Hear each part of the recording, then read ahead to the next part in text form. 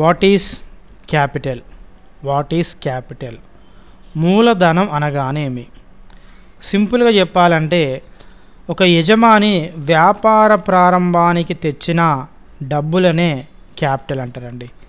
దీన్ని నేను మీకు విజువల్లో చూపెడతాను. ఫర్ ఎగ్జాంపుల్, ఇతను ఒక ప్రొప్రైటర్ అనుకుందాం, యజమాని. ఇతను ఒక బిజినెస్ స్టార్ట్ చేయాలనుకున్నాడు. అతని దగ్గర ఒక 1 lakh రూపీస్ ఉన్నాయి అనుకుందాం. ఇతను ఒక యజమాని. సో అతని దగ్గర 1 lakh రూపాయలు ఉన్నాయి. ఈ 1 lakh రూపీస్తోని ఒక బిజినెస్ను స్టార్ట్ చేస్తారు కదండి. ఈ 1 lakh రూపీస్తో ఒక బిజినెస్ స్టార్ట్ చేస్తే ఈ 1 lakh రూపీనే క్యాపిటల్ అంటారు. మన అకౌంటింగ్ భాషలో ఈ 1 lakh రూపీనే క్యాపిటల్ అంటారు. సింపుల్గా మీకు ఇక్కడ డెఫినేషన్ చూడవచ్చు. Simple question: the amount invested by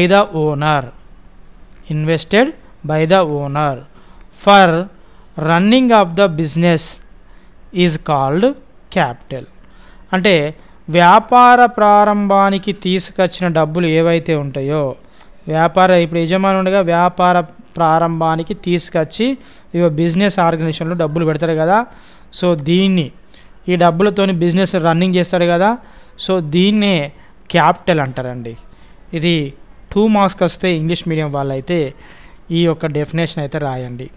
మరి తెలుగు మీడియం వాళ్ళైతేనేమో మూలధనం అనగానేమి? వ్యాపార నిర్వహణకు యజమాని ప్రవేశపెట్టిన మొత్తాన్ని మూలధనం అంటారు. అంతే కదండి.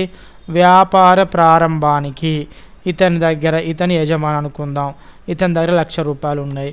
వ్యాపార ప్రారంభానికి తీసుకొచ్చిన మొత్తాన్ని, డబ్బులను ఏమంటారండి? మూలధనం అంటారు.